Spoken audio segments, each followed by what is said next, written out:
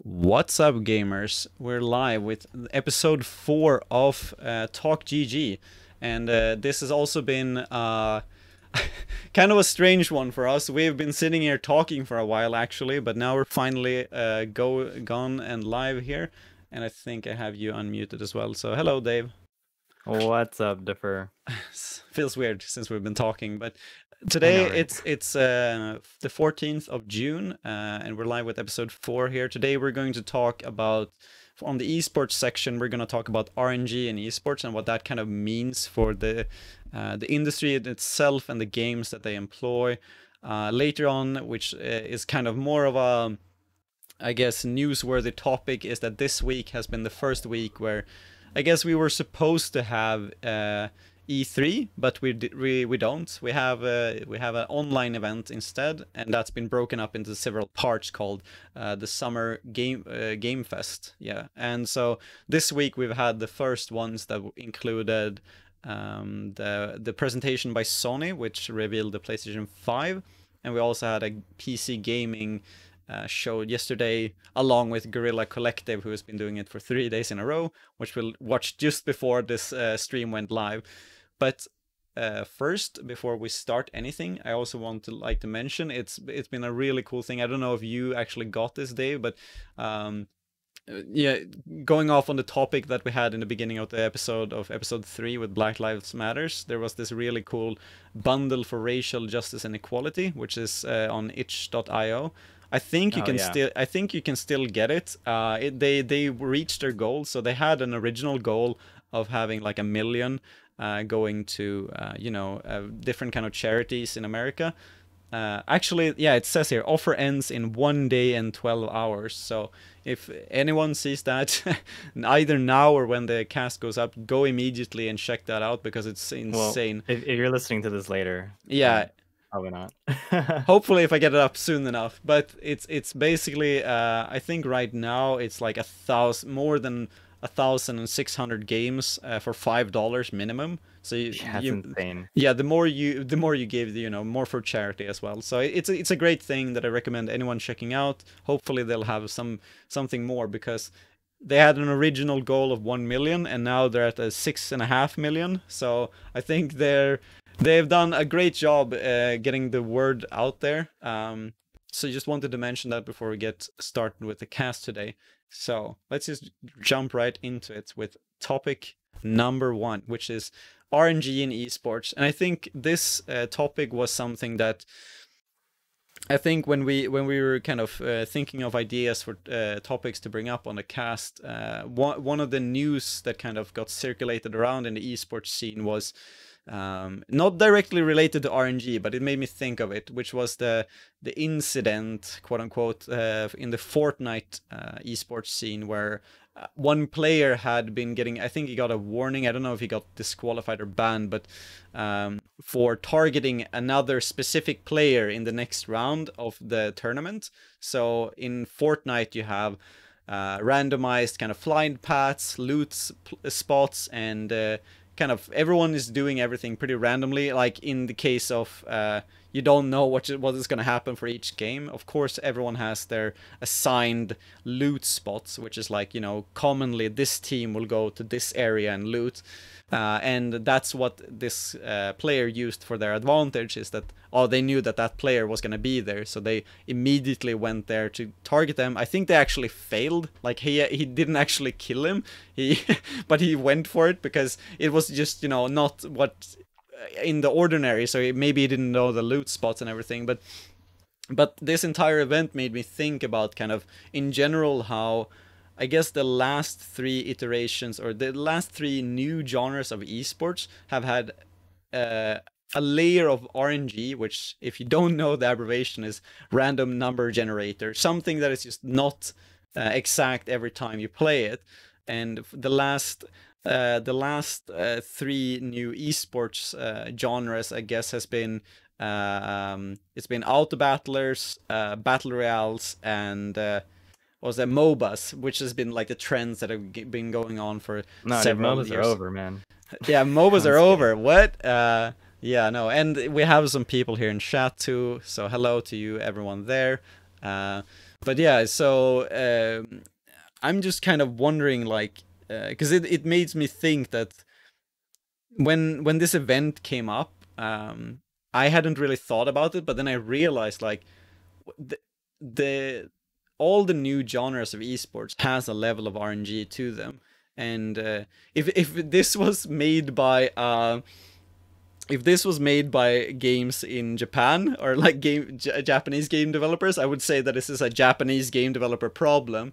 But it isn't. Like, actually, it's not a weird thing from Japan, because most of the new, you know, esports genres are from all over the world. Like, Battle Royales is like, Fortnite is from America, I would say, and then PUBG is a Korean company, and MOBAs, you know, Riots, you know, people are everywhere. So it seems like a generic thing that is coming to esports. And I don't know, how do you feel about this kind of, I don't know, topic in RNG and esports, Dave? Have you had any thoughts about this, like, in general? Yeah, so my thoughts about it come from, I feel like, a decade ago.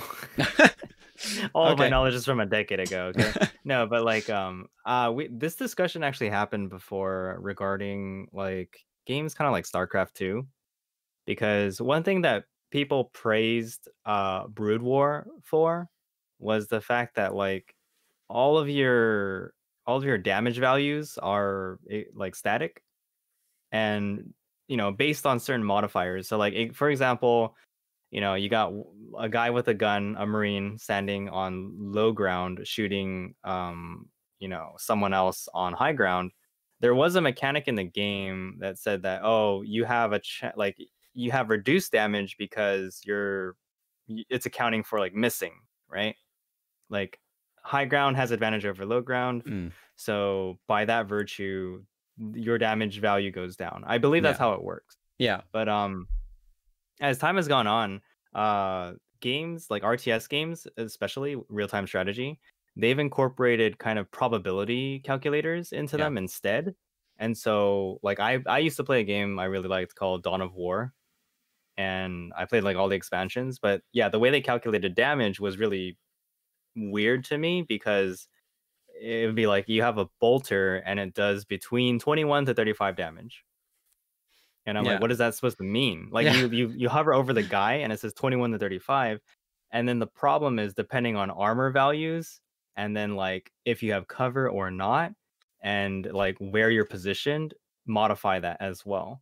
So it almost seems like the numbers don't matter as much anymore, but they do. Like, people would like build Excel spreadsheets to figure out which units did how much damage, like over time or whatever. But that game wasn't really, I mean, that was just an example, but that game specifically, did that have like a competitive scene? Because no. Besides StarCraft, I don't actually know much about competitive RTSs in that case. Yeah, to be fair, like RTS, I mean, it's like Age of Empires. Yeah, outside of StarCraft 2, I don't know where you get your fix from anymore. Yeah. You know? Like, yeah, no. Back then, CNC and like yeah, basically Command and Conquer and like Red Alert series, those were Yeah, but Those are in. yeah, I guess Warcraft 3 has kind of come back now. It was in a weird spot because it True. had the remaster being absolutely disastrous and like breaking the old game, and then the new game was just terrible. But then I saw a bunch of tournaments coming up from that. But so for me specifically, when I think about the kind of, I guess, grouping them up into different eras, is that like the latest eras of esports when it comes to RNG, if you group them by that, it's like, you had the trend of MOBAs, and in that game, or in those games, you have the probability again of like critical hits and stuff like that, or Yeah, like that's true. I guess some ability will target something according to some AI or something like that. You just gave me PTSD because like there was like, I mean, I don't know if it was Dota, Heroes of New Earth League, or Dota 2, or what was the other one? Heroes of the Storm. Yeah. Like, yeah, the crit value thing is like really annoying. Oh, it was the original Dota. Like there's a hero called Mortread, and her whole thing was like, my crit value goes up like as you level me. And Yeah. so like late game, she could do either 500 damage or like 7,500 damage. And you're like, why does this happen? Yeah. But yeah, and that's the thing, like, because so that was a thing in MOBAs, right? And it still is to some extent. Like, you have RNG in different elements. It could be either the abilities or the damage output or anything like that. It could be like the runes popping up, like which kind is actually going up there. Yeah. Then it came for the next trend, which was battle royales, right? And that one has like incredibly, like way more I guess RNG involved, because it's like, not only is it the flying path where you go out on a playing field, but it's also like the loots, the actual like weapons and equipment that you have on the level. It will have like a rotation of like, okay, either this will be shown up or it can be completely random. I think, and this has been really interesting for me to see since I started to work with GLL, because they work with PUBG as an esport mainly. Like, that was the main kind of esport that I originally didn't have that much interest of, because I was like, well, it was so RNG based, and it was really interesting for me to get into that scene and see that people, value certain things. Like in PUBG, you value like looting is actually like considered as a skill, because like, okay, how can you scan this area as fast as possible to like try to see if you can get the equipment needed so that you can in an optimal way fight another team, right? If you can do that as fast as possible, then that's a skill. But then you had also other skills that is just like rotation on a map and stuff like that, which isn't inherently RNG, but depending on where the loot is, that will put you in different situations. And because Battle Royale doesn't include like 2 teams, it's usually 16 teams, at least in PUBG. Rotations, it all becomes a fact of like adaptability to your situation, and that has become the new kind of thing in that kind of I guess genre, is that like, how fast can you adapt to the situation even though it's random. And then the final game in this genre would be auto battlers, where you have 8 players going up against each other, also in a similar way, where the last man standing wins. Now you get the units that you get to pick from is very random, and then they come from the same unit pool. But so if everyone takes the same unit, it's harder to get that one. But even the players that you face off against are random. And I've been following the auto battler scene now for quite some time. They have a Nations Cup going on, which is pretty interesting to see, because that in itself, like, coming from the RTS and shooter era, which is like the previous one, where there really wasn't that much RNG, like in Counter-Strike or StarCraft, right? And then you have this new era of RNG. Auto battlers have made their community have made a Nations Cup, where it's basically 4 players. They play from the same nation, and there's 8 players, free for all. There's no teaming there, but they play 4v4 in this group, and the one team that gets like the higher placing wins. And so it sounds super confusing to explain, right? But the even more like confusing level of this is that, like, when I've tried to understand how they can make strategies of this, because you can't choose who you're facing, right? You will face your teammates, is that they've tried to kind of figure out ways to like, okay, you can calculate who you can face. It's not entirely RNG, but we have to do it in this manner.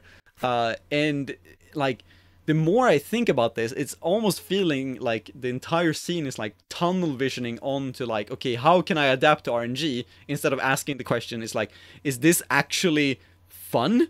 Like, are we actually displaying skill in this We're actually way? having fun here. Yeah, but like, it's to be honest, because I think that's the biggest question for me, is that like, does RNG create situations that let players show their skill more, or is that like drawing away the fact that people can't actually optimally show their skill? Because in Counter-Strike and StarCraft, there's like no question, like, you will, if you face any like pro Korean player in StarCraft, they will win every time. They haven't slept for 30 days. They will win. They're starving. They will win because they have practiced like immensely for like, I don't know how many years. But I feel like if you put all the pro players in PUBG in a game, can you really get like the, what is it? I guess the same outcome several times, because RNG will mess that up. And I don't know. I guess that kind of question goes to you, Dave, in that sense too, because I'm curious to hear someone else's opinion on this. Like, in which path do you think that does it actually? Like, I mean, I'm gonna answer it too, so you don't have to feel biased here. But like, do you feel like it takes away skill, or that it adds skill to bring RNG into a game? Okay, yeah. First of all, I know what you're talking about, like, because yeah, I was explaining how there is probability, or there was they kept adding probability and chance to games. But yeah, these days, like, especially since you're explaining step by step all the mechanics of like auto battlers and battle royale now, I absolutely feel similarly, in the sense that like flight pass, loot generation, and like circle placement is Oh yeah, all just yeah. I like, forgot to mention. Yeah, for sure. whatever, dude. Like, Yeah, good luck, you know.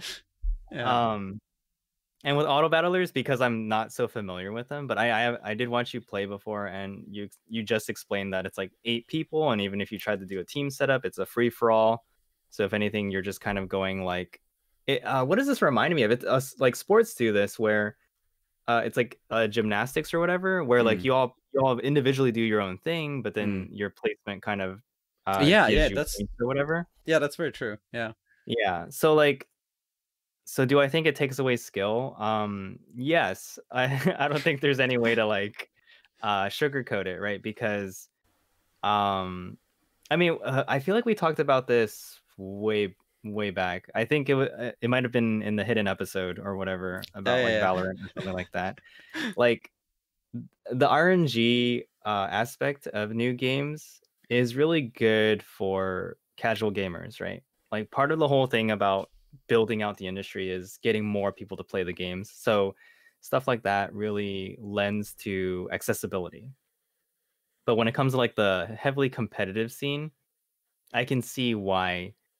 Um, I mean, I don't like it either, right? yeah. Like, I want to know that like what I'm doing is because of my own competence, not because like, oh, I have a 25% chance to like do twice as much damage purely because of some sort of, like, I don't know, ability that I randomly got, Yeah. right?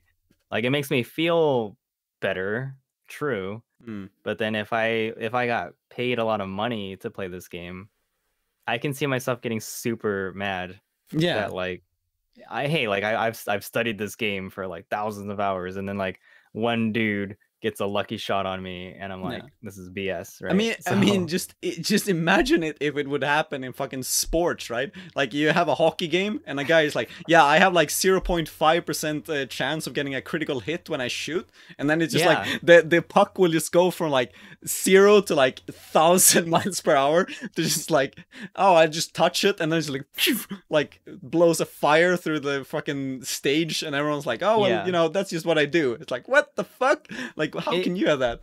that is so that's an interesting expansion on like ability, right? Because in real sports, or I don't want to say real sport, sorry, traditional sports, um different people have different physical characteristics and like their and intelligence, right? So like you know, certain, I keep thinking about American football, like I don't know why, but like say there's like certain players on a team, they're specialized in roles, right? They're also like their physique, all their physiques are different, right? Some dudes are heavier, some dudes are lankier, some dudes are faster, right?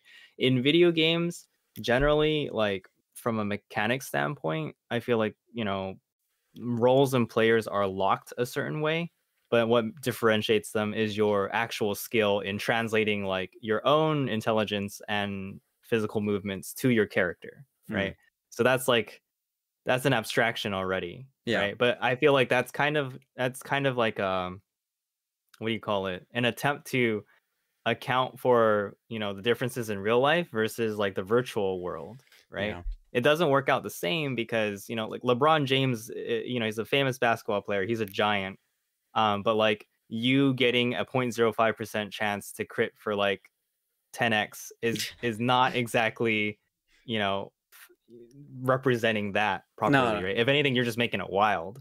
But a good point that's being made in chat is that like some teams do, you know, in auto chess, like they win consistently, right? So it's not all luck, clearly. And I'm reminded of a game called poker, right? It's a card game where, you know, your hand, the hand that you're given is based on probability and you know, luck, right?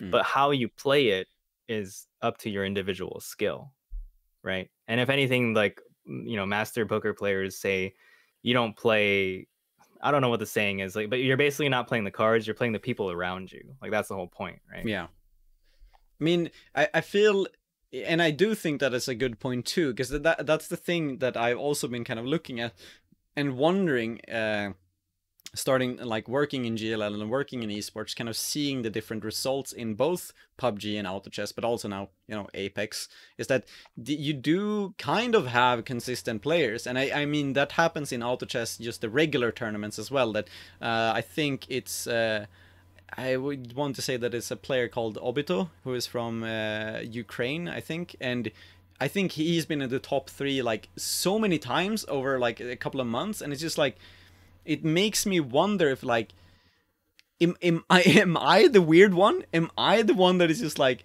you know, what the fuck? Are you the baddie? Yeah, exactly. Like, because it's weird to think that like, well, I grew up with no RNG in those kind of games. Like in Counter-Strike, there isn't. I'm trying to figure out if there's anything that is random, but even like the spray patterns are like, when you shoot something, it goes in a predictable. Consistent. Yeah, exactly. And so it's just like, I guess maybe that's what skewed my image of it, because I think very typical Swede. Counter-Strike is everything, right? No, yeah, like because if anything, latency was the thing that everyone like bagged on, right? Because like all things considered, like damage values are all very consistent, depending on where you shoot, what gun you're using, and distance, right? That's all. You can calculate all of this stuff. Now, granted, no one's gonna be able to like know all of that stuff off the top of their head, but latency was like the thing that ruined it, quote unquote, for people. But I have noticed that now, you know, with more casual games where you don't have to be as, I don't know, like, I don't want to say Twitch shooter, but you don't have to have the same mechanics as Counter-Strike, but you can introduce other elements into the game that piss people off. And one of them now is just seriously RNG. Because like I remember playing Apex Legends, and the what's that gun? The Mozambique, like, is the shittiest gun in the game. And it's like, oh, I really hope I open this box and don't get a Mozambique. And it's like, there's 2 Mozambiques. Like, oh my gosh. Yeah. I mean, and like, to just bring out other examples from other genres too, because Smash, like Super Smash Brothers, is like a very kind of good example of this too, where I guess it's weird though, because it's like, it's almost, there's no health gauge. No, but you gain percentage, right? And that like the higher percentage, the higher the chance of you getting knocked out, or you get a stronger knockback to get knocked out from the stage and lose a life or a stock. Right. But in Nintendo 64, it's weird, because they have had that game has had an evolution of like mechanical ways. So in the Nintendo 64 version, it's very consistent with almost everything, but you have so little mechanics that it's like I mean, it's consistent, but it's missing a lot of components. So like the hit stun is so long that even if you get hit once, you can just die.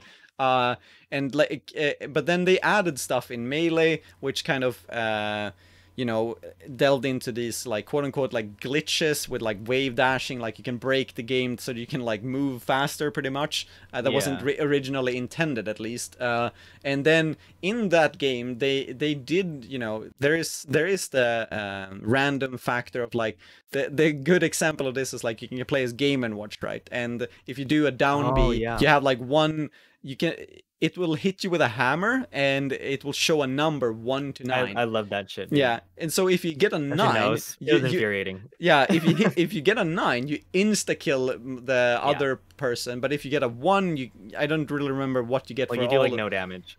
Exactly, and one of them like spawns apples, which you can like eat and get health, which is like, oh, okay. But more like, cool. Yeah, and more like more characters have been added, and especially in the latest iteration they've had, you know, in Ultimate, there's just like so many characters where it's like some effects of this RNG is coming into place, and sometimes you can see upsets happening. Now I don't have an example on the top of my head, but I do want to remember that there has been some kind of upset at some point where stuff like this happened. Like example is Luigi has this kind of, what is it, the side B, where it's just like he's making himself into a rocket, right? And there's a chance that he misfires and he goes really fast, and if you touch him in that sequence, you die. And I do want to believe that that happened in a pro game where it's just like, oh, he jumps out and a guy just like flies into him and then kills him, and Luigi was supposed to be the shittiest character. I think that was Melee though. And in that game, in Melee, where they had those random elements, all those characters that had those elements were so bad that they gave them random stuff pretty much, and it's just like, okay, maybe they have something going for them. But in these new genres of games with RNG, everyone kind of have access to them in another way. So as RNG is becoming more and more of a part of esports, I guess, and games that we play, I'm kind of wondering, like, what is the next genre gonna be? Because they're gonna keep making these games. Like, there's going to most likely be another trend. All random everything. Yeah, but I mean, don't want to go that extreme, but I'm wondering if it's like, is it here to stay? I guess because esports has to grow as an industry to make more money, right? Like it's a non-stop train now. If you're gonna make less money, you're gonna fail, right? So they want to make more money, so they want to make it more accessible, and they want to make it more accessible by giving people a feeling that they can do whatever anyone else can, even though they shouldn't be able to, because then you remove the element of skill, right? And it's, I don't know. Do you think that they're like it's gonna keep growing, or is it gonna stay the same? Because now it's still like, since we still can have somewhat consistent results, even though there is RNG, it's still on a minute level. But, you know, maybe in the next games, it's just gonna kind of skyrocket more and more, and we're gonna have fucking press one button, maybe you win, but even more so, you know? That reminds me of like if you combine all the like things that people make fun of games for. So what is it, like what do you call the like cutscenes where you have to press a button to quick time events? Quick time event. If you combine quick time events like microtransactions, RNG, loot sim, you know, just like have this really toxic game, right? Where it's like, I don't even know what I'm doing. Like 50 players go into an arena, everyone presses like F, and then like 25 of them die. Like, oh, okay. Yeah, I mean, yeah. No, I think I think RNG elements in games will continue to be advanced, in the sense that like we're gonna figure out more ways to add RNG into games, but not to the point where the whole game is just RNG, right? Yeah. Because I do think that with battle royales, you're right. Like we kind of had a discussion offline about all the different battle royales and how they all kind of fail in one way or another to kind of produce like a very I don't know, like enjoyable esport spectator experience, right? And that tends to be a fault of maybe the genre itself, because it is kind of a mess. Like Battle Royale literally just came about from like modding games and just being this like, hey, wouldn't this be cool? You know, like if anything, this genre of game is still very much under development, right? Like MOBAs, we talk about MOBAs as if they're like fully matured, but like we do have to realize it took, you know, over a decade for MOBAs to really like get to the point where they are, right? Because Yeah. like some of the first MOBAs were literally just like, I mean, it's like advanced tower defense, right? It's like let's make Brood War maps where you pick people and you do things, right? And then now it becomes this like $1 million prize, more than $1 million prize pool tournament where like there's so much like behind the mechanics of it. But so like I guess what I'm trying to say is like I don't think we should be too afraid of the industry being taken over by like RNG elements in games, but I do see one of the major struggles right now being like, hey, we have these games that are more heavily they have much more RNG elements in them and they're struggling to like take off, right? Like that's what we're seeing right now is that Battle Royale, and I don't know about auto chess or auto battlers, but it sounds like from what you've told me, the two of them are in these very like beginning phases of the esports scene, but they're not taking off super well because of either problems with the games themselves or like maybe the actual competitive scene is difficult to sustain because of like factors like this. I think you're right, and I think also one of the things that made me think of it is pretty much the potential consequences, and it doesn't like have to correlate just purely because of RNG, but the feeling that I'm getting with these games is that one, with especially with auto battlers, I feel like we're in such an early state that I can't figure out how, like, the more I think about it, like, how bad is it, or is it even good? Like, will it add to a new experience to have RNG? Will it create like a more dynamic game in that way that, you know, maybe it will come to that place where you get players that are so adaptive that you create a new experience. Like, it becomes a new dynamic of esports. It's not just the grind, you know, playing the dust for 20 years in Counter-Strike and like seeing who can peek the double doors the fastest and who can click the other head. Like, you will have the same time. It will be a timing and one will win, but maybe you know, having that element of maybe the doors are changing place, maybe people are on the other sides of the stage, you know, it sounds maybe horrible for people who are grown up with the esports that is potentially like the first era of non-RNG, but maybe it doesn't have to be a bad thing. I'm very curious to see how that will change things. One thing that I'm kind of concerned about when it comes to this is that these games that are usually spawned through modding, especially like all these three genres that we've been talking about, MOBA, Battle Royale, and Auto Battlers, they're all made by modders who probably didn't have like much of an idea of game design more than they just want to make a game. Are you pulling out the game design degree again? No, I was nearly doing it, but no, I'm just saying that like they wanted to make something fun, and then it became an esport. And the interesting parts of it is that I felt, especially if I compare these just on a like surface level, is that if you try to explain the games and their rules to someone who's not in them, it gets harder and harder to do that.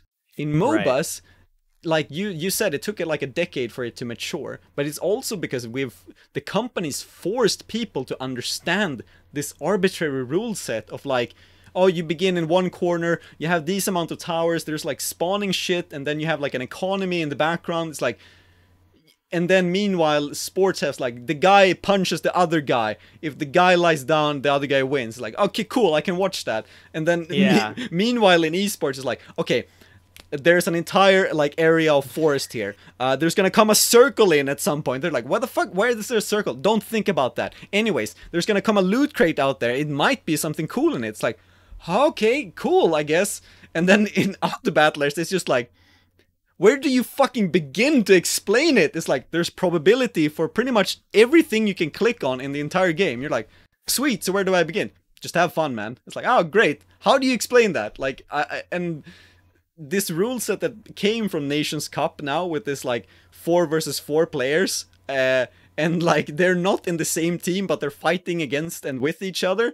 I'm like, I don't know. I feel like I'm having like a meltdown when I'm trying to explain these things. I'm getting PTSD of taking my friends to watch Overwatch again, because it's like yeah, you're right. Traditional sports are pretty straightforward. Like there's a ball or an object, and then like teams of people will go after it and try to do something with it.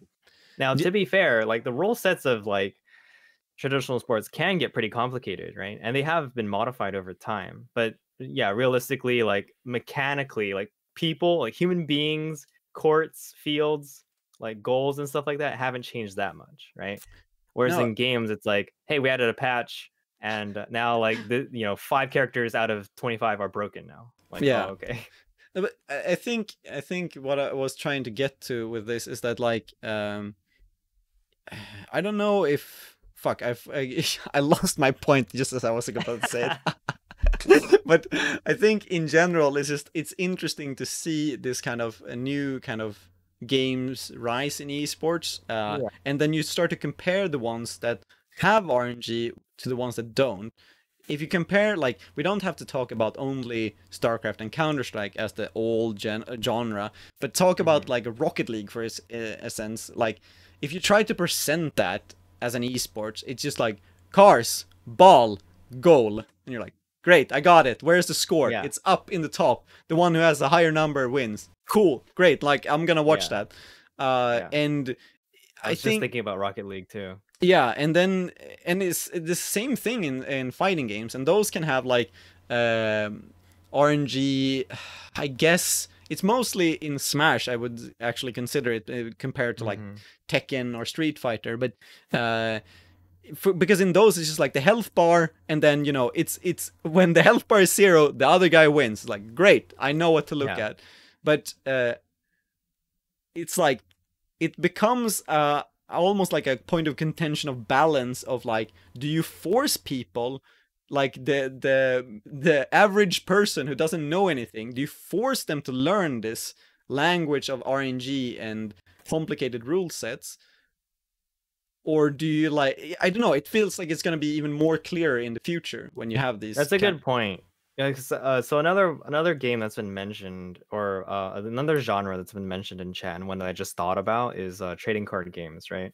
So like Hearthstone. Yeah, that is literally a game. Like, I just talked about poker, but like Hearthstone and stuff like that, that's literally a game where again, you have decks, but like the hand you're getting is all luck.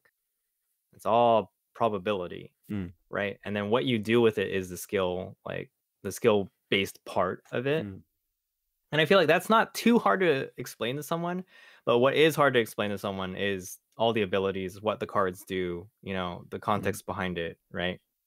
So I mean, I guess I've never been good at card games, or like poker especially.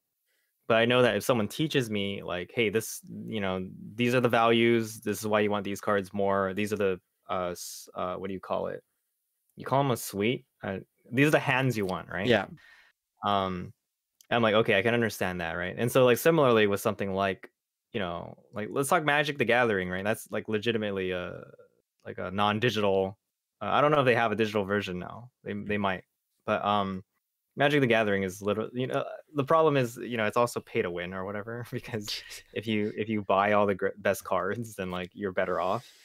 But it's still that's still a game where you have this like large RNG element to it, right? And so they basically just brought that over to video games.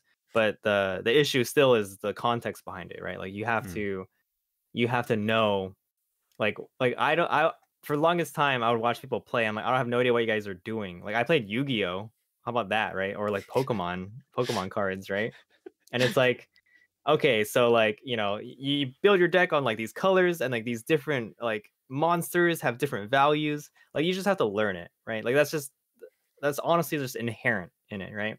And I think as esports grows, that will be the case. People will be willing to learn, right? Because I feel like I've come across people who have, and I could be, I might be making this shit up, but I feel like I've come across people that have gotten into esports purely because they're like, oh, I don't know what's going on, and it seems interesting, and they'll actually just learn it Yeah. because they want to watch it, right? Part of me says, you know, these games need to be able to cater to the players well, but they also have to cater to the spectators really well, right? And that's the issue that I've had with esports, like currently. Because one reason why I'm not as interested in Overwatch these days is because it is kind of a hard game to watch, to be fair, right? And we were talking about battle royales, and you had showed me a stream last week, and admittedly, like from like a third person point of view, it looks really cool seeing 64 players drop onto an island. But once it starts like going into it, like, hey, let's see different player cams, then I was like, ooh, this spectator experience isn't as good as I thought it would be, right? Yeah. So that's what I feel like. I don't want to say who cares about the RNG, fix that first, because yeah, from a spectator point of view, I don't think people care as much that like oh, like some group is going to get all the best guns because they're lucky, whereas another group didn't. Like you think about Battle Royale, the Japanese movie, and like what's that fucking that series with Katniss in it? No, you lost me there. Hunger Games. Hunger Games. Oh yeah, right. That entire like premise is part of like, I don't know, human nature. You want to see it. You want to see kids get shipped to an island to kill each other, right? Yeah, you love to see it. So so that's the thing, right? Like people want to see that shit, and like the people playing that, you know, people in the Hunger Games, they don't want to fucking be part of that, right? That's such a great likeness. Holy shit. Okay. Yeah, so like, you know, you're trying to win money in like PUBG or whatever. Like you fucking hate the game, but like everyone else loves watching it, right? I can imagine that being the future of esports, sadly. That's such a... It's funny because you had this like dialogue. I was like, where the fuck is this going? And then you just like at the end I was just like, God, that really came together well when I imagined the people in the Hunger Games like dragged off and they're like, no, and there's like, well, one won, right? And there's like, yeah, they survived. But yeah, that's exactly what's happening. I mean, that's exactly what Battle Royale is. Yeah. You're forcing people into a situation they don't want to be in. But yeah, like, as a spectator, you enjoy it, you know? Yeah, no, so but I do feel like enhancing the spectator experience is more important. I don't want to skirt, or I don't want to like make that like, oh, don't think about the RNG. But like, I feel like to advance esports, that's the direction they should go in. But yeah, you definitely RNG is here to stay. That's for sure. The more loot boxes we're willing to buy, the more battle royale we're willing to play, the more developers are going to be like, well, let's just add more random shit to the game, you know? Yeah, I think just in summary, I can, if you look at from different aspects, it's just like, so from a player perspective, new to the game, of course having elements of RNG is going to make it feel easier to get into the game. I feel from a spectator perspective, you both have the, you know, you love to see it, like the fucking, I love it to see it in Super Smash Brothers when the unexpected happens and you see some shit that shouldn't happen. You want that to happen, but at the same time you feel like, man, what if that it didn't happen? So it's like kind of like a split thing there. But then for the highest level, I feel like that's like even for winners, I would say, because it's like, you know, for the losers, it's like, fuck, you know, like I lost because some bullshit, right? But I think at some point, even the example of like Game & Watch, right? You get the 9, like it's satisfying as hell to get that. But at some point, it's like, it's dirty. It's like, it's like playing the odds. Like I've seen matches in Smash Brothers where they end the game with one of those like hammer 9s where it's just like, boop, and then they win, and that was like their last Hail Mary. Like they were like, ah, fuck it, let's see if this works, and then they just win. Yeah. And then they switch to the player cams, and even the person who wins are just like I'm sorry. It's like they didn't like react to it as like, fuck yeah, I won. It's just like, and then the guy who lost is just like, and they don't really even want to like be there. And that's the thing that I'm like, I think as more we progress with esports, that's gonna be the point of contention of seeing that balance of like, okay, if one of these feelings, the worst feeling, is more overpowering the good one, I think that's when we're heading in a bad direction. But right now, we might only be at a level where it doesn't affect that much, but it feels like we're heading to a point where the worlds will collide of people liking and hating RNG. I think that pretty much, yeah. Yeah, for sure. I think I also agree. I think we're gonna keep moving in that direction, but at some point we'll probably swing back because there might just be too much, right? So yeah, and I think we've kind of exhausted ourselves only on this first part of the topic. We keep doing this, Dave, but we have another topic left to talk about. And we were laughing our asses off before we went live because we were shitting on so many presentations that have been going on this that week. Sounds so mean. It sounds mean, but we're the small guys, okay? We can do that. Like when we go up into like triple or 4 digits of viewers or listeners, which, by the way, people, if you spread the word about this cast, you can help us get there. But until we get there, I think we can shit on whatever we want because we're like the underdogs in this. Okay, I'll take it. I'll take it. All right, so we're gonna take a short break. You know, if you're listening into this, have a nice whatever, and we'll see you in a couple of minutes. Stay tuned.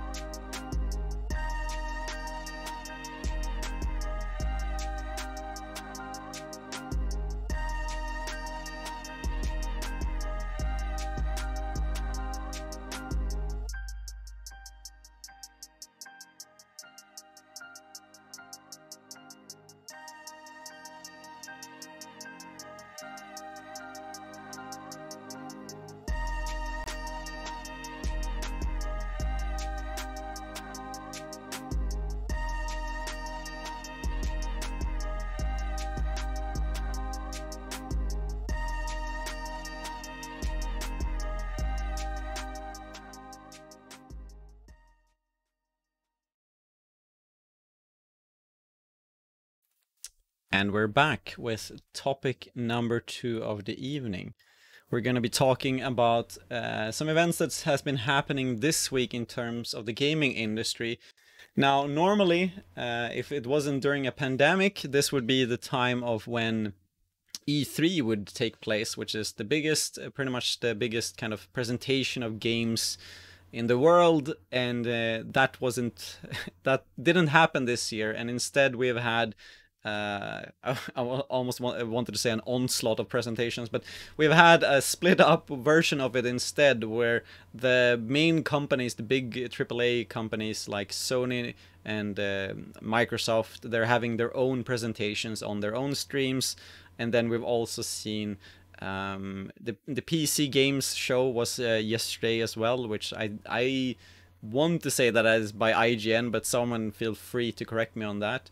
And we also have the Guerrilla Collective, which has been kind of a group of game developers and publishers that have gone together, I guess the ones that aren't included in the bigger ones, to present their games. Now, the biggest one that has been out of the gate now has been Sony, because they were the first one to do theirs, and they finally unveiled the PlayStation 5.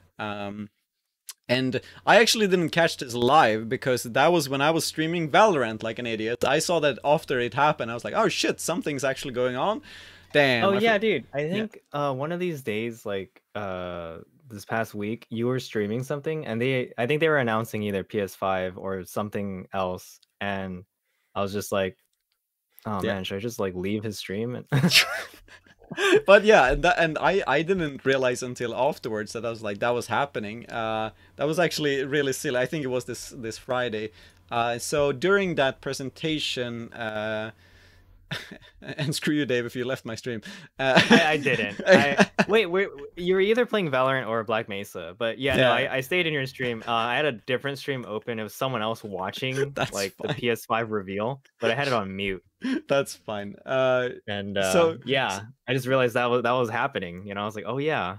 Yeah. So I think it was this Friday. They had a bunch of games that were unveiled and kind of had their announcement trailers, and at the end they had the console, and some of those games were, you know, Marvel's Spider-Man Miles Morales, and there was the new Ratchet and Clank game.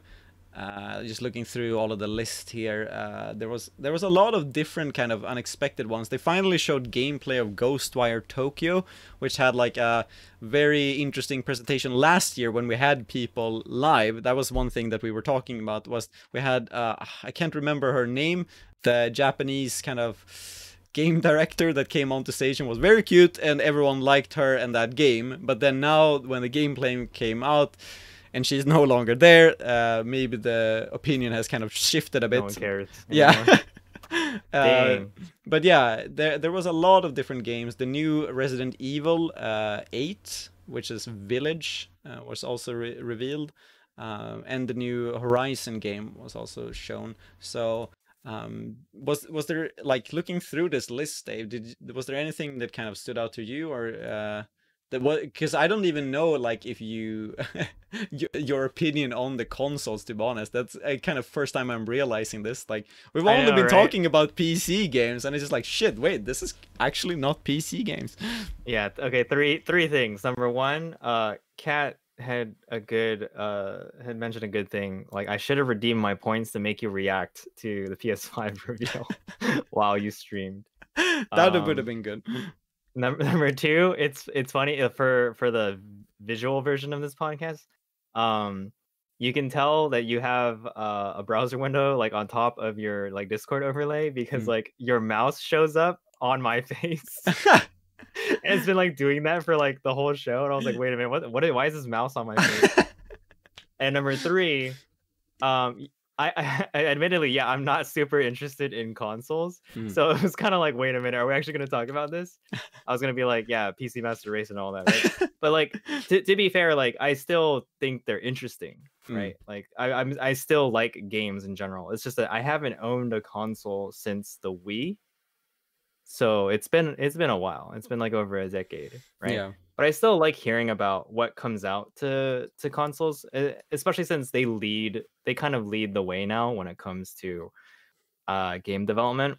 Because if anything, a lot of games just become ports for PC, right? Like there's still very much the core games that are built for PC, but you know, like stuff like Call of Duty, I was about to name like Halo and Gears of War. I'm like, dude, those have been like those haven't existed for a while. Well, actually, Yeah. there's like a new Halo, right? Yeah. But yeah, games like that, you know, get made for the console first, and then they get ported over, and then us like PC only people complain because then we're like, oh, it's a port and it sucks and it's glitchy. But Yeah. I think there's like two things happening also besides the actual reveal itself. It was very interesting to finally see what is happening when we are forced to have everything online, because that's another aspect of it. yeah, Not just the actual games and the console that was revealed. It was the fact that we don't have like a big stadium filled with games journalists that have like cool wristbands that are like glowing and shit, and then you have yeah. one guy in suit saying buzzwords, and then big display shows Oh my up. god. We didn't have that this year, and we didn't have all of our cringe moments that No Ridge Racer. yeah, we like every year. That's actually something that I always looked forward to, is the cringe compilation of E3, because there's always some shit going down during Yeah. those things. It's just like it's the mix of like having these corporate suits up to talk to gamers, and then you have these like developers who have never spoken to more than 10 people in a room, standing there in front of hundreds of people and like, nah, my game. And it's like, I don't know, the combination of that is always something I look forward to. And in this case, I mean, Sony went into the direction where they just pretty much had like a guy come on and just like, all right, here's the games, and then it's just like game trailers. And so far, that's what I think has been the most successful ones. I feel like that's smart. Yeah. Yeah, because it's and I think that's pretty much what Nintendo has been doing with their directs too. It's just like when you have this format, it's like people are trying to make it funny. People are trying to make it interesting that we're in a weird situation now, but like more often than not, it's just like it doesn't really hit well, and it's just like fucking show me the thing and get it done with. I'm here to like, you're here to convince me to spend money on your products, right? And then, and then if you have some person that you don't know about sitting there bullshitting like, oh, I have my 5 minutes of fame, and they're like talking about stuff, you're like, God, That's a really good point, actually. Yeah, I've thought about this before, like from the presenter's point of view, because it's like, oh, what do I want to present, right? But then like, who cares? It's about what your audience wants, right? Yeah. I mean, I guess it depends on like what you are presenting and like how you feel about it. But yeah. what was I gonna say? Like yeah, I think I mean, depending on where you live, you've been in some sort of like situation where either you have to stay at home or life has changed for quite a bit, right? People are honestly just really tired of the pandemic jokes now, right? Like Yeah. just like, oh, in these unprecedented times, right? Like, just shut up, like show me the games. Like, that's all I care about, right? Yeah. And I wanted to talk about how I like the fact that now they're accounting for kind of the future of games. I mean, they always do, right? I mean, the last consoles came out, what, 7-8 years ago? And so with the PS5, there's this reveal of like, there's a physical disc version, and then there's a digital only version. And I was like, whoa, like, that's a good point, because even for PC games, dude, like, most of us aren't really buying like discs to like install with anymore, right? Like, we're down. I mean, imagine trying to install what, Call of Duty Modern Warfare, like 100 GB game off of like what, DVDs or something. Like, or maybe Blu-rays, right? Maybe Blu-rays. But like, yeah, that's ridiculous, I think in general, like Sony and PlayStation, I think they've always been the company. So for me, the big three, it's Sony, Xbox, and Nintendo, and then you have like some new thing coming in and out, and it's like usually fails. But Sony was always the one that like tried to push everything when it comes to tech, and also trying to kind of even optimize stuff that you didn't think about. So like in this case with PS5, they've been really kind of trying to push the fact that the feedback in your controller is like way better than it's supposed to be, like supposedly been ever. Like the haptic feedback, and like the triggers like adapt, so if you're shooting a bow, you can really feel it in the trigger. And they had the tech presentation, I think it was I can't tell with the quarantine life, as we've mentioned, but like, I think it was maybe 2 months back where they had a tech reveal about the PS5, and they were talking a lot about like how they work with sound in the game, and that they're trying to get the sound to be at the next level. And it's one of those like unsexy stuff that you can't really like show, because even if he is explaining how the sound works, I can't really understand it until I hear it, right? Yeah. So it's like, it's very essential. Yeah, exactly. And then on the other hand, you have like, for me, Nintendo has always been the, you know, trying to make fun stuff. They're trying to make play fun and games fun, and that gives them in another direction. And then Xbox for me has always been like or you know, Microsoft has always been the company of like trying to make a package of entertainment. And more often than not, that has always been focused on American audiences, which is why I've never really felt targeted for those. It's like, hey, do you want to watch basketball? I'm like, no, it's not really a thing in my country. Well, great, because we have a new basketball. It's like, well, fuck me then. Like, I don't know what this is. Or like all of these services. That's a good point. Yeah, like, do you like watch Hulu? I'm like, what is that? Like, if I wasn't on Reddit, I wouldn't know what Hulu is. Oh like, man, yeah, you know, this is a good point. No, like I haven't thought about this at all. Obviously, you know, American exceptionalism right here, right?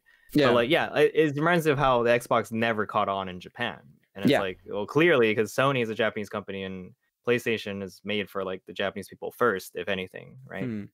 I did want to like add a somewhat counter to your statement that like Sony's always pushing it. Like put on the cutting edge, basically. That was very true with the PS3. They were over ambitious. That's why it was marred with like a lot of failure, so to speak. Like it was too large, it was too expensive. They had a lot of problems until they ironed it out with like later iterations of the console and stuff like that, right? Yeah. And even like Final Fantasy 13 was an overly ambitious game, right? But like Xbox 360 during that time had like a pretty okay like library and showing and all that.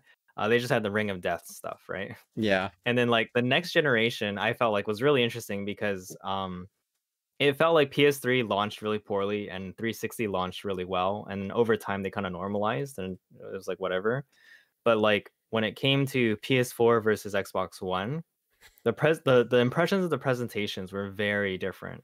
Like there's this supercut of Xbox's presentation that basically makes Xbox One look like absolute garbage. Yeah. Because it was like, yeah, you're right. They're focused on the entertainment suite, like Xbox, like turn on, Xbox turn off. And like shit like that was like, why do I have to talk to my console? And then it's like, it's always listening to you. Like, what the fuck? Like, it's always watching you. Like, what? You know, like, and Kinect can just detect everything you're doing. Like, no, I don't want this at all. And then like with PlayStation, it was like, oh yeah, you know, never listens to you, goes online if you need it to, games. Yeah. And like, thanks, Sony, you know? Like, yeah. Whereas I feel like so Microsoft had a misstep with that. And now I don't know what they're doing with their Series X or whatever. Like, and like, god damn it, like names of these consoles always piss me off. Yeah. It's gonna be like XSX or whatever, right? Xbox Series X. I don't know. Yeah. Yeah, but it's nice to hear that Sony is trying it again with the whole like, all right, we're gonna push things to the limit. We're gonna move gaming forward somewhat, because Nintendo has taken that path now where they're like, screw you guys, we're not gonna fight in your realm. We're just gonna do crazy shit. Like, yeah, and look at this console that is portable now. Yeah. And I mean, it's working, right? I one thing that I kind of wanted to mention too, which was very interesting, is that like I don't really know what VR is gonna what is gonna happen with PlayStation VR, because as far as I understood it, they didn't even show anything of it or like how it's gonna function with the PlayStation 5. So like when they had the lineup of every like peripheral and like, you know, the charging station and the different consoles, it's like, wait, where the fuck does the VR kits go in hand with this? Is that gonna be, because now this is the first time where you have VR connected to a console generation, right? So I don't, and that's an expensive piece of hardware. Like I'm assuming that they're gonna do some kind of like adapting it or like updating it, because it's like split from the console, so it doesn't inherently maybe need to be with that. But it just kind of boggled my mind when I started thinking about it. It's like, wait, because I haven't invested in a VR, but I know people that have, and it's like, I don't know, it's very interesting to think about, I feel. Wait, does And PlayStation VR currently exist? Like you can get it separately? Like what is the deal with PlayStation VR? yeah, so, I mean, as far as I've understood it, it's like you have to have the VR kit to be able to play some of the VR games, right? But then Yeah. that kit is made for PlayStation 4. So what happens when you have a PlayStation 5? Because I think some of the games are backwards, or they Compatible. made it, yeah, compatible. But it's like, does that mean with the VR kit? I don't know. You know, Oh, did it's it not talk about VR at all? not as far as I caught it. And very interesting thing here happening in chat, by the way, but it's very hard to kind of discuss these things that goes on in the chat when you have like a, what is it, a podcast link afterwards. But what I was gonna say too is that so I found this what is it, this video by Kyle Bosman, who is I can't remember who he was working for before, but he had like hot takeaways of the PlayStation 5 reveal, and you know, one of the different things he said, like when he was talking about how they presented the PlayStation 5 versus the PlayStation 5 digital edition, was that it was clearly made so that you want the digital edition, right? It's like, here's the asymmetrical console, and then they're like, by the way, there's a symmetrical version, and you're like, oh man, you can get that. And it's like, shit. But then when you look, like, we don't know the specs of that, and you were joking yesterday about, or maybe it was this morning even, like about the fact of, you know, Call of Duty being like 100 gigabytes, and that's not only that the game, you know, it's more often than not games. It was when I was streaming yesterday. No, dude, the Call of Duty subreddit was like, it exploded because a new patch just got deployed, right? It was a 30 gigabyte download. Oh And shit, okay. yeah, and so they were like, one guy was like, oh, Call of Duty servers are down, or Activision servers are down. Oh, I guess I'll go play another game. And it's like, wait. And then he shows a screenshot or a picture of his like console, and it's like the only game he has is Call of Duty. But and that's what I mean, like it's getting crazy with especially some games that because I haven't really bought a lot of AAA games, Yeah. you know, and like when I started to look into them now, it's like Battlefield and Call of Duty, they're going a bit crazy with that. And so, I mean, I thought it was already ridiculous when Titanfall came out, and it was like a 50 gigabyte game. Yeah, because they didn't compress their sound files or some shit like that. Yeah. Right. And it was like the development team was like, oh, we want to just make sure that old PCs can play this game. I'm like, but your fucking game is 50 gigabytes, dude. Yeah, this was like in 2010 or something. Yeah. You know, and now it's like, yeah, no one cares. It's fine. A 100 gigabyte game, easy. Yeah. I'm like, oh my gosh, dude. Yeah, and that's kind of what concerns me when I look at the, what is it, the digital edition, because I don't know how it will function, but it's like either they'll have like Wi-Fi only, get right. Yeah, but it's just like, imagine if they have like a streaming thing, because that was one thing they pushed with PlayStation 4, right? You can stream the game to anything. You can stream it to your PS Vita, rip, by the way, and then now it's like, are they gonna have all the games streamed on that version, or are they gonna be like, oh, your Dropbox account is full, maybe you can like add $50, I don't know, dollars to get like 2,000 more. Cloud, yeah, and it's just like, fuck, like, and that's one of the things that gets me when I see these kind of things, like, ooh, the sleek symmetrical version, and then when you think about it, it's like, the more you think about it, it's gonna be like, I don't know. Another takeaway from that this Kyle Bosman had was also very interesting when you look at presentations online overall. I'm a bit wondering why he came to this conclusion, though, because people have been streaming the stuff for a while. It hasn't just been this presentation, but one thing he was saying that, like, companies, especially game developers, they need to understand that when they present something in a streamed video, it will not show as when you have the video itself, because of compression, right? And one of the worst offenders of this was the Ghostwire Tokyo trailer, which is, it has like a bunch of effects and like fast cuts. And if you look at that trailer, especially when it was being streamed, even if you have high, like really good internet, it was like choppy, like you can't even see what's going on the screen. No, the irony about that, right, is that it's not because like people's internet is bad. It's because when you stream something and you compress it, yeah, you're right, compression, right? Your bit rate is limited on Twitch, right, to like maybe 8,000, right? And so that means any like super high quality thing you show is going to be like, oh, we're gonna make sacrifices, pull out all the details, make it blurry, you know? Yeah. And yeah, they didn't realize that. No, but whereas if you upload it to YouTube and put it in 4K, like, yeah, sure, you can probably see a really cool trailer. But I'm wondering, because game developers are not considering this fact, at least it doesn't feel like it. They are focusing on their product and what they want to show, right? And what they targeted, like the audience want to see. But then if you compare these like Ghostwire, or yeah, I think it's Ghostwire Tokyo, right? And then you compare the trailer with like, I don't know, something more still that is showing like nature and like something very slow, then that's gonna be presented very better, like in terms of bitrate. Another really good example of this is what is it, Samurai Showdown. If anyone has seen that, it's like basically a fighting game with like swords and shit, right? And they have like extreme transitions and like super cartoony, like blood, like Kill Bill stuff. The thing is that like when you have this Kill Bill like cartoony stuff and like blood comes all over the screen, that basically like kills the entire video on YouTube.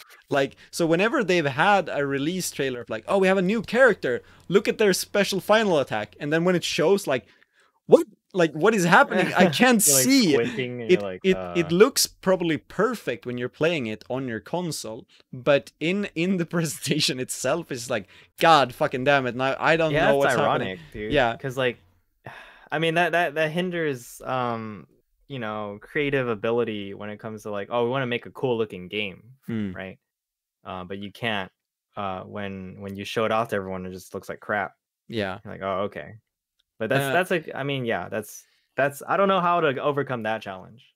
I think another thing I just wanted to point out, which was interesting, because there's always a trend in these like online presentations that come with E3. There's always like one mechanic kind of gets reiterated in a lot of different games, or it's like one type of game. And the fun one that was this year, I think there's been like 3 games now that focuses on death loops. So it's like games where you play and then you die and begin from where you like began. Like you play a life and then you die, start over, and then you kind of progress by dying. And so one of the games was called like Deathloop, and there's this other, like, they're trying to push it as a competitive game, but it's basically you start out.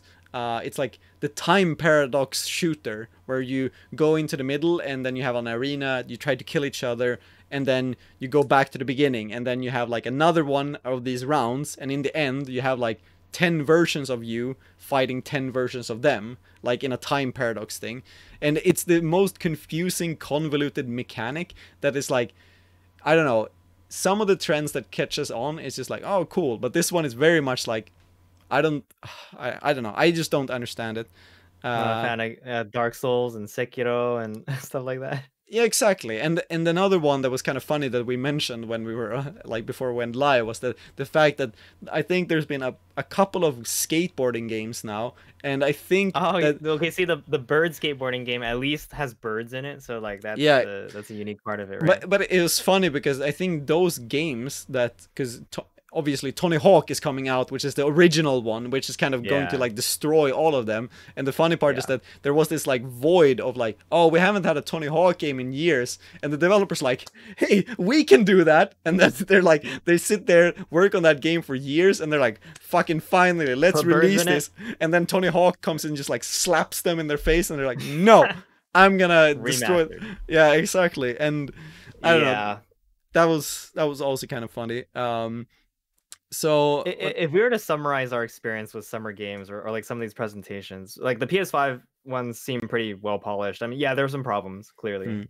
Those are all really good points you brought up. If you want to talk about what we just watched this morning, just really briefly, yeah, I would say that people you know, everything you said is actually the same. It's the same thing. People really need to work on their presentation skills, and it's kind of like how I told you I was like someone gave me feedback on like our podcast, and he actually gave me an idea in the sense that, like, you know, if you want to be a streamer, like you have to actually know what you're doing, right? And that's not just like, oh, going through the motions. It's like understanding your audience, understanding how to promote yourself, stuff like that, right? And so that's true with these game developers, and that's why marketers do exist, right? Like, we always blame marketers. I mean, I work in marketing, but it's like we always blame marketers for ruining everything. But like the reality is like you can make a game and be like, here it is. But if no one buys it, then like why would you ever bother spending the time to do it, right? Yeah. No, I mean, and so we focused on this Sony one, but this kind of touches on the other ones, which was the PC gaming show and the Guerrilla Collective one mainly. And so I told Dave this earlier, but I was watching the PC gaming show yesterday on my couch, and I fell asleep 3 times during the presentation. And I think that's bad. I think that's really bad. Yeah. Well, okay, to be fair, were you tired? Not that tired. Okay, I think that's bad. I think I was just comfortable, and I was watching it on my phone, and then I just like, where the fuck, like, what's the time? Oh, it's 20 minutes later. Like, what the fuck, what is going on?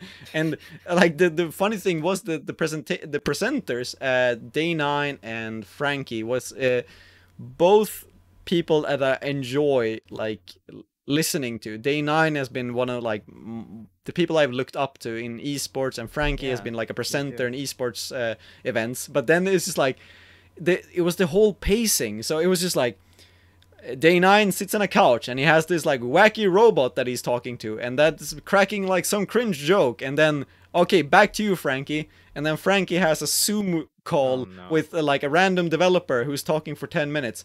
Okay, back to you, Sean, which is Day9. Corporate promotion. Yeah, and then back to Sean, who's like, okay, I'm gonna crack a joke, and then back to you, Frankie. And then she's like on a Skype call again, and he's just like, and all of these calls that they had with the developers, I was saying that earlier too, is that they had so jarringly, vastly different audio qualities that is like one guy was sitting in like a fucking hangar, one guy is like in a office, one guy has like his MP3 headphones, and then the fourth guy has like a fucking podcast studio, and he's like, hey guys, yeah, I want to talk about my game, with like really bassy like podcast stuff, and you're like, yeah, what is going on? Why is this? Is like, yeah, and so yeah, I don't know. And the same thing has been coming with a Guerrilla Collective, is that I understand that, at least that's how I want to understand it, as those are the games that were not kind of originally going to be packaged with the big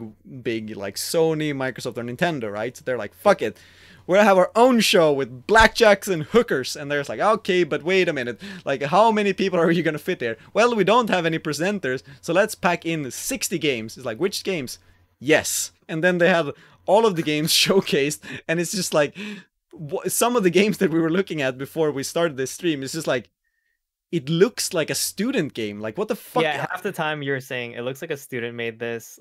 Who thinks this is good? Like, this is not good game design, you know? Yeah, but like, or looks like you just took the Unity engine. Like, oh, great terrain, good job, buddy. I was like, damn, you're like ripping these guys so hard. Yeah, but it's a difference to like, and it's probably not their fault. Like, on their own, if you see their game like as a singular trailer, then you maybe get a concept of like, okay, a context of, okay, this is one person who's made this, maybe it's 2 people, they made it like maybe for a long time, they don't know games, maybe they're from like a up and coming area, they're like developers from the Middle East or whatever. Like, it's something that you can have a concept of it. But when you're in a presentation that is like 2 hours long, where they're like the onslaught of games, and you're up with others, then you will be put in a group and you will be compared to other games.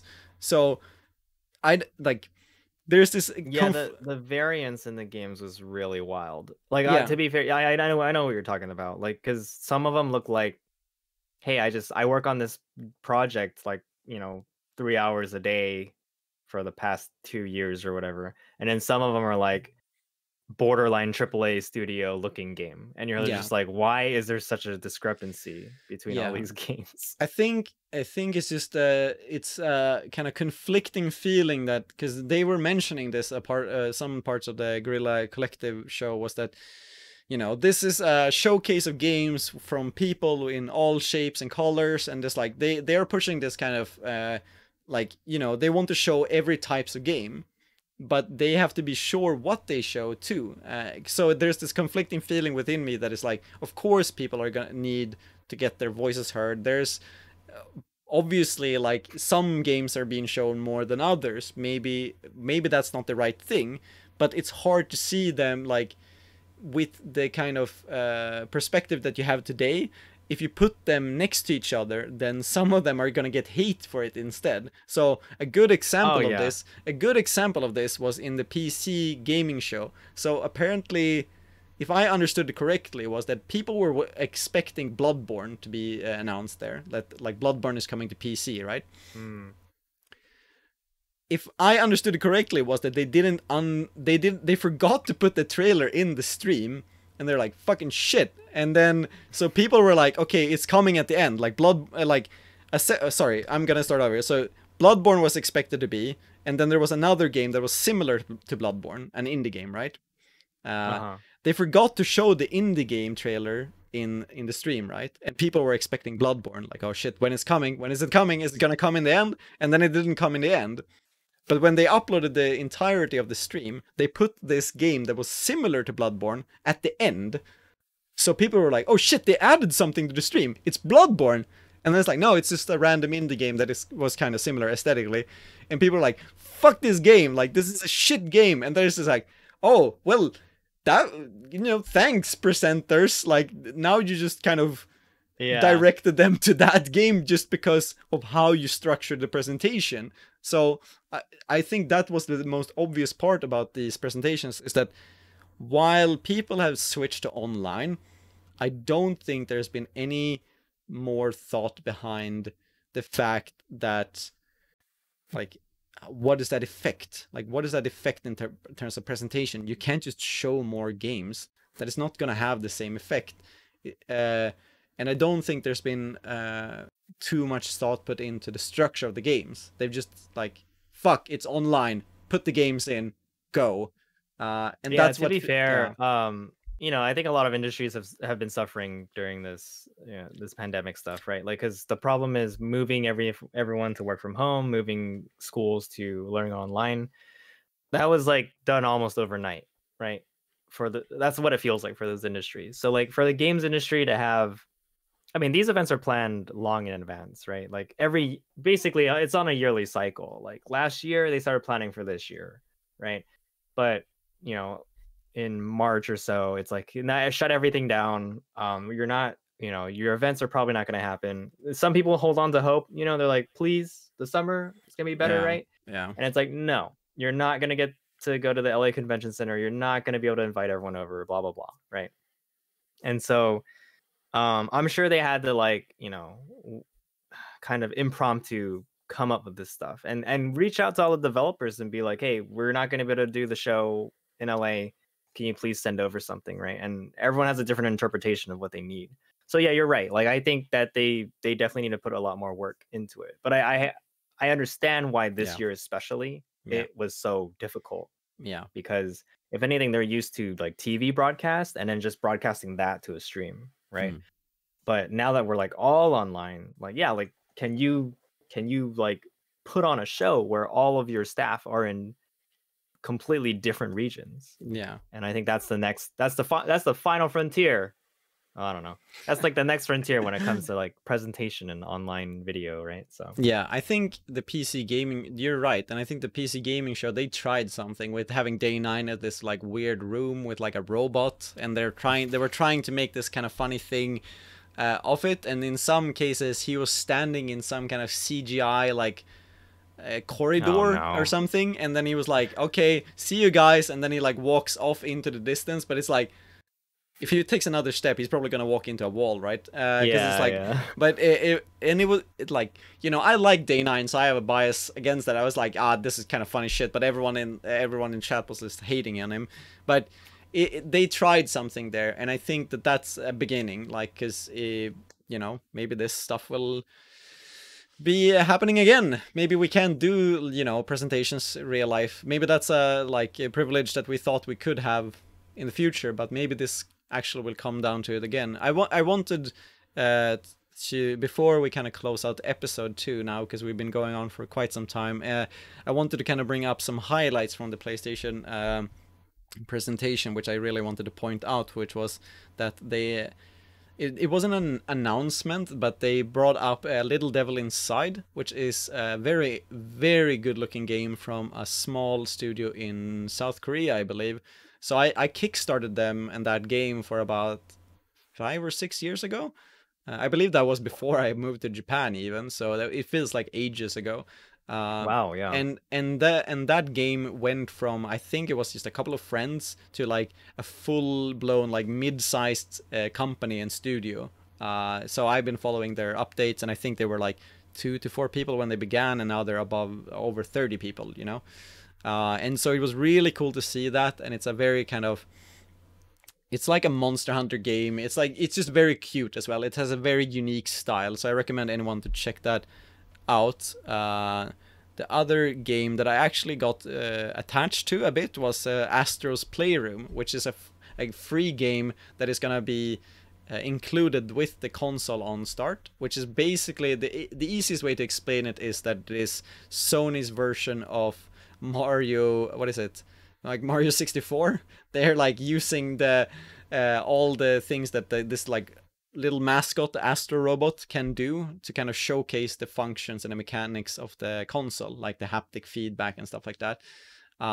So I'm curious about that one, because maybe that will be like Tearaway on the PS Vita, which like took all of the features of PS Vita and actually did something really cool with it.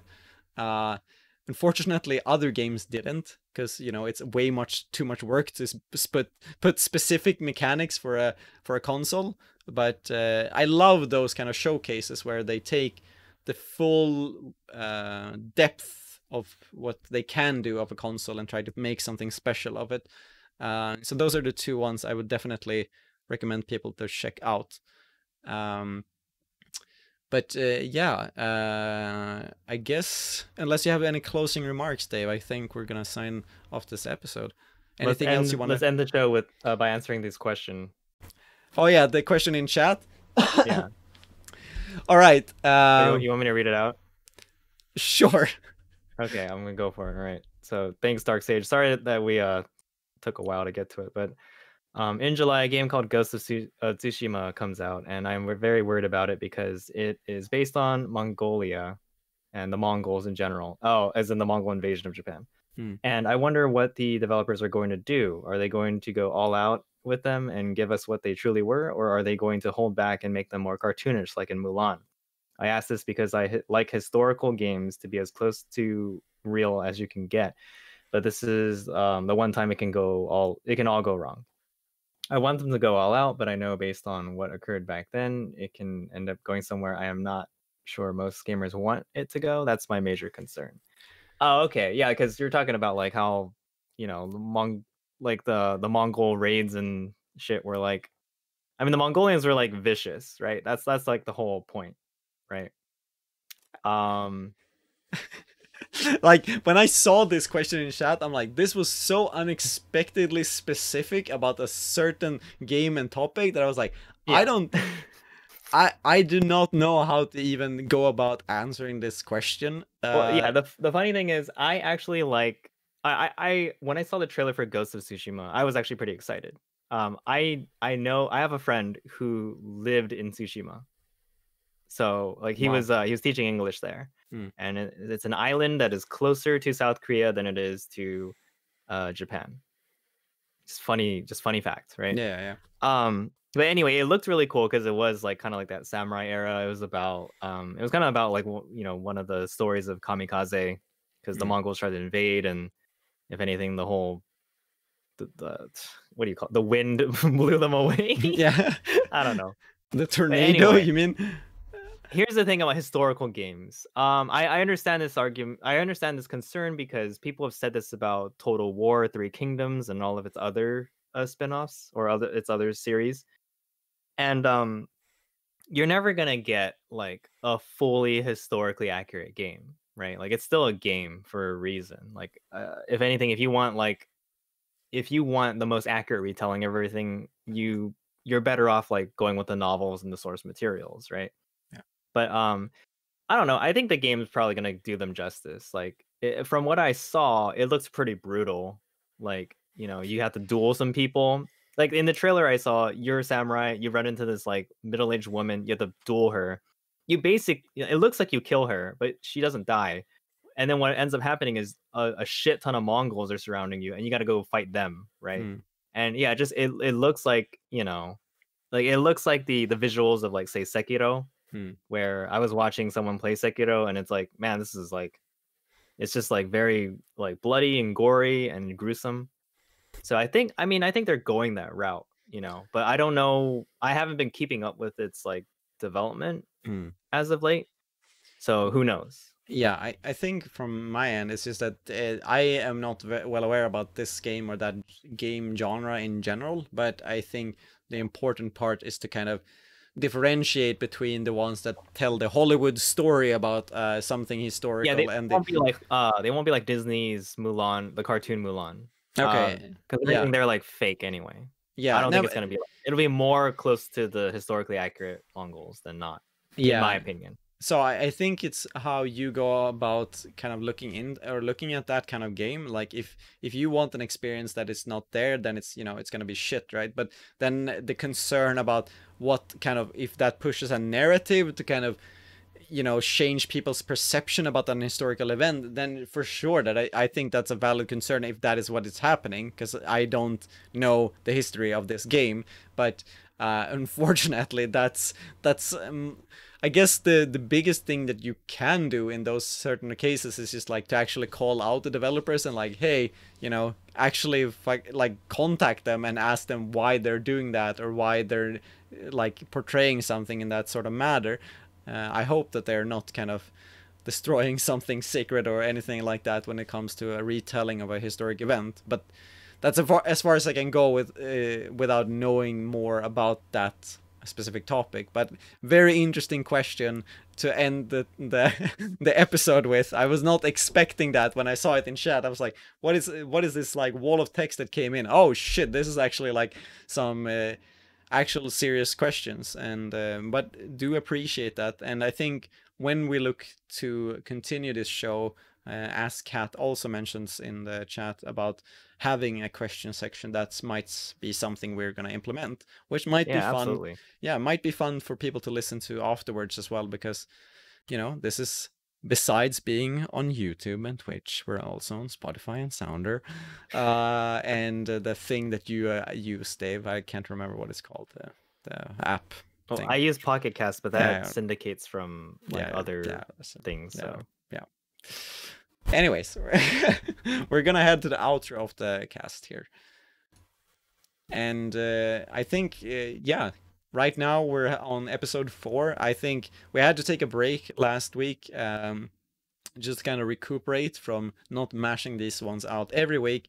And we'll see if we can be able to keep up this kind of schedule of weekly casts. Otherwise, we might change that. But if you are curious about that, then of course you're free to follow us on our social media channels, which is, for the cast mainly, it is on Fellows TV on Twitter, but you can also follow me, Defur, on Twitter, or the Dave, which is spelled T3hDave, on Twitter. And we're also available on Twitch with the same handles.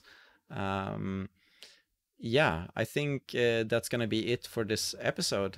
We went on for quite a while this time around. Again, Dave, we were saying, always. Yeah, we were saying we were gonna aim for an hour, but yeah, unless you have anything, then we're gonna close it out. No, we're good. Thanks for listening. yeah, that's also something I want to say. Thanks for listening, and see you everyone on the next cast. So bye bye.